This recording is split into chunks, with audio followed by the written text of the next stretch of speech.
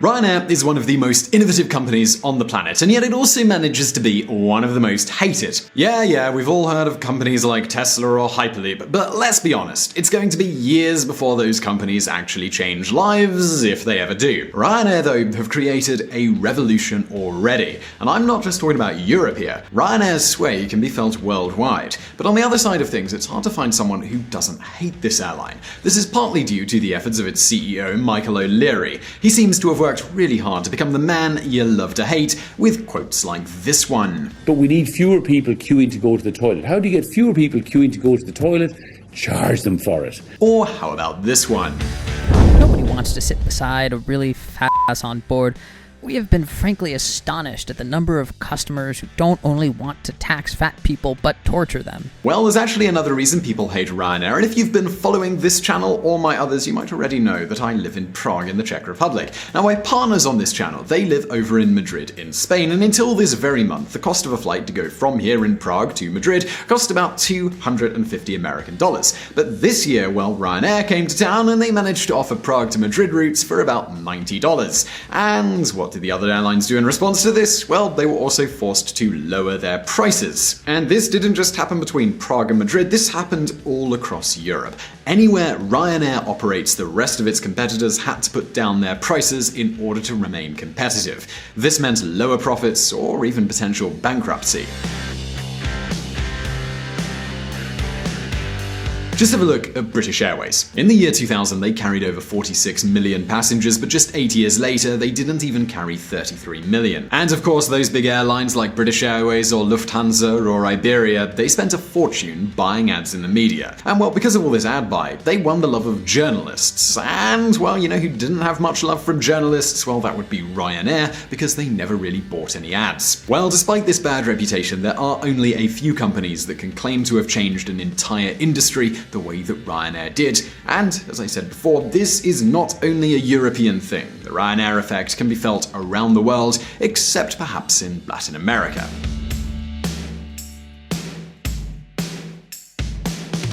So the first question we have to ask here is, how did Ryanair change the world? Why do regions like Latin America need a company like this? And most important of all, how does Ryanair manage to offer these ludicrously low prices? Well, today we are going to answer all those questions, but first, let's take a look back at the history. Why is Ryanair so cheap? Back in the 1980s, a Madrid to London flight cost the equivalent of $700. Back then, in Spain, this was the average monthly wage. Everyone understood that flying, well, it was a luxury. I mean, at the end of the day, planes, they're really expensive, and there wasn't really anything anyone could do. Nevertheless, the reason why flights were that expensive actually had little to do with the technology, and it had much more to do with politics. Yes, this really is true, because back then air routes, they were based on agreements between governments. For instance, the French government and the American one, they had a deal so only French and American airlines could fly between Paris and New York City. The same happened with the rest of the European countries. Airlines, they had essentially a monopoly over the routes that they operated.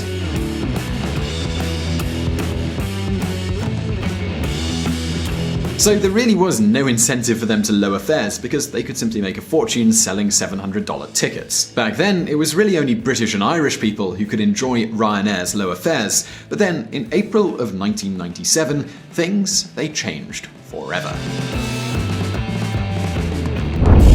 This month, any technically qualified airline in the European Union, plus Norway and Iceland, will be able to run services inside any other country. All of a sudden, all these European carriers, they could compete against each other, but they didn't really know how. This is why they heavily invested in advertising and more luxuries. They made better food, more comfortable seats, and even gave corporate gifts to passengers. Ryanair, instead, they bet on a totally different strategy.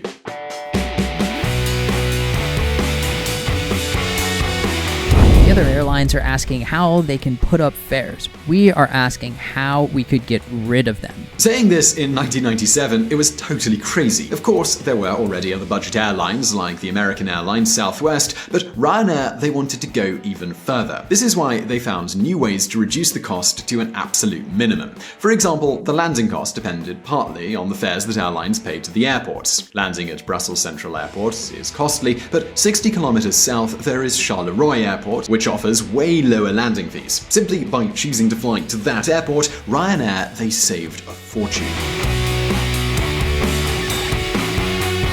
Another cost-saving policy was utilizing the same airplane model for all of the routes, and this airplane, it was the Boeing 737. Other companies like Lufthansa, they worked with over 14 different types of airplanes. This means they needed 14 maintenance technicians, each of them specialized on a different model of aircraft. Ryanair, instead, they could do the same with just a few experts. This means that while Lufthansa needed hours between flights to do maintenance checks, Ryanair needed half that time. And of course, add to this the rest of the extra costs that they saved during the flights. Do you want to eat on the airplane? Well, that's extra. Do you want to carry on more baggage? Yep, that's extra too. Want to choose your seats? That's extra too. Every year, Ryanair finds new ways to reduce costs. For instance, a few years ago on the backs of their seats, they started posting adverts. But the real turning point in this company came in the year 2000. This was the time when Michael O'Leary made a decision that changed the entire industry forever.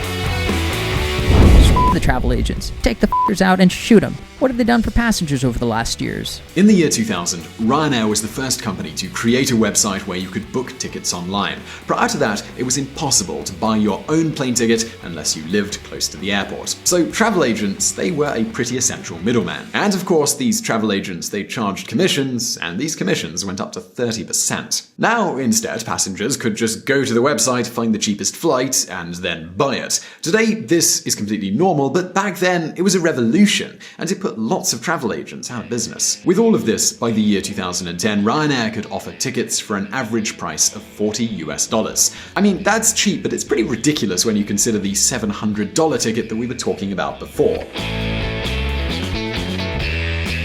Alright, so now you might be wondering, why are we saying cheap flights are such a revolution? But think about it. Since Ryanair expanded its business in Europe, the amount of passengers has tripled. Pay attention to the chart here, because we're talking about much more than tourism here.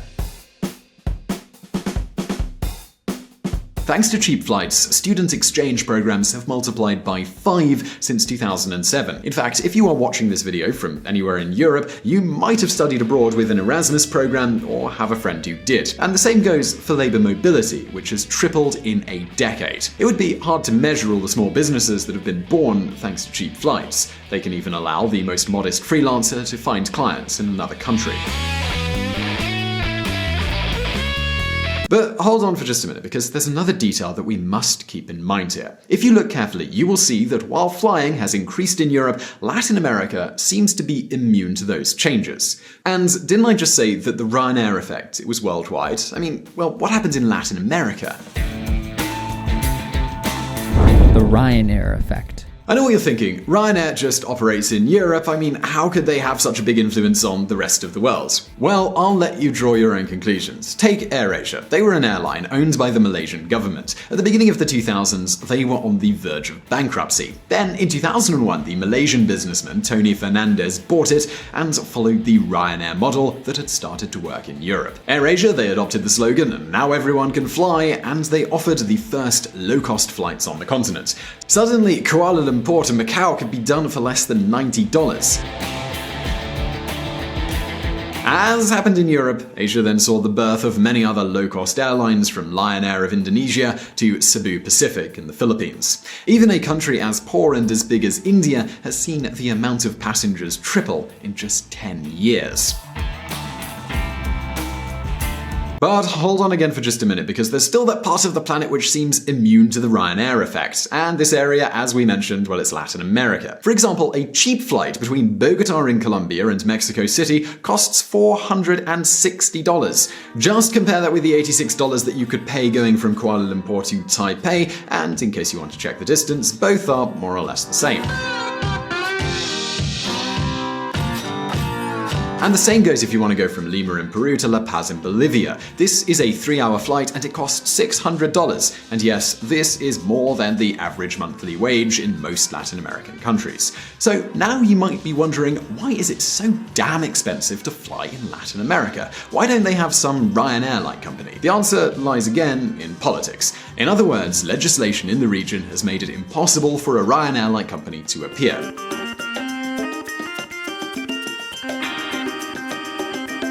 If an airline wants to work in Brazil, they need to have at least 20% of their capital owned by Brazilians. And 2 years ago, this percentage was even higher. This is why when Avianca, a Colombian carrier, wanted to open to markets in the country, the government forced them to start a brand new company with their headquarters in Brazil. Thus, Avianca and Avianca Brazil are two entirely different companies, despite the fact that they do belong to the same group. But Brazil, they're not the only country that protects their own airlines.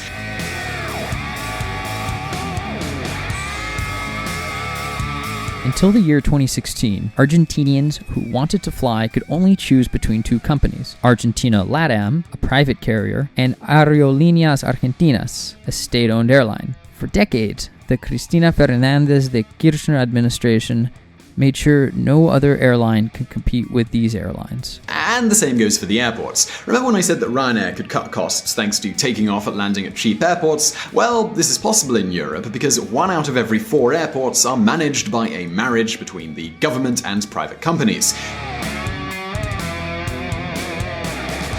Thanks to this, airports must compete with each other by offering better services and lower fares. It's not by chance that half of European air traffic comes from private airports. Latin America, though, it's a different story. Most of their airports are managed solely by the government. If there is no competition, they simply have no interest in reducing fares. In other words, Ryanair has failed to have an effect on this region because of politics. And, well, what are the consequences of this? Well, despite the fact that many Latin American countries have grown economically in the past few years, flying is still a privilege for the rich.